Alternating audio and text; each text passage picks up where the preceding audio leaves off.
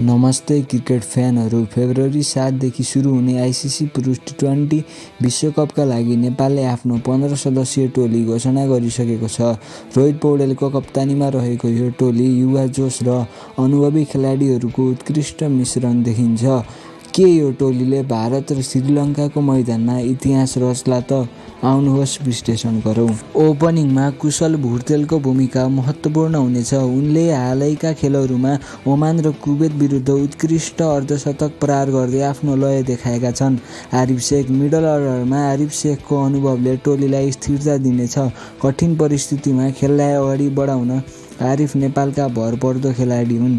All-rounder Dipendra Singh Airi, Gulsan Jha अलराउन्डरहरूले टोलीलाई batting र bowling दुवैमा गहिराई प्रदान गर्नेछन्। नेपालको बोलिङमा भने आक्रमणको नेतृत्व सन्दीप लामिछानेले गर्नेछ। टी20 आइसिसी वर्ल्ड कपमा 129 विकेट लिइसकेका सन्दीप लामिछाने ब्याटरका लागि टाउको दुखाइ बन्न सक्छन्। स्पिन जोडी सन्दीप लामिछानेलाई ललित राजवंशी र उदयमान स्पिनर शेर मल्लको साथ दिनेछन्। शेर मल्लले हालै घरेलु लिग एनपिएलमा 17 विकेट लिएर आफ्नो क्षमता प्रमाणित गरिसकेका छन्।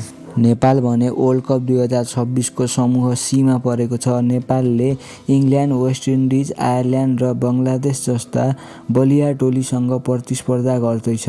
पहिलो खेल फेब्रुअरी 8 मा मुम्बईको वानखेडे स्टेडियममा हुने इङ्ल्यान्ड विरुद्धको खेल नेपालको लागि ठूलो परीक्षा हुनेछ। यदि नेपालको स्पिन विभागले कसिलो बोलिङ गरे र ब्याटरहरूले जिम्मेवारीपूर्वक खेले भने हामी ठूलो उलटफेर देख्न सक्छौँ। हेर्दा भने यो टोली सन्तुलन छ र हामीसँग जिताउन सक्ने म्याच विनरहरू छन्। तपाईहरूलाई कुन खेलाडीबाट सबैभन्दा बढी आशा छ? कमेन्ट गर्नुहोस्। भिडियो मन परे लाइक र सेयर गर्न नभुल्नुहोला। जय नेपाल।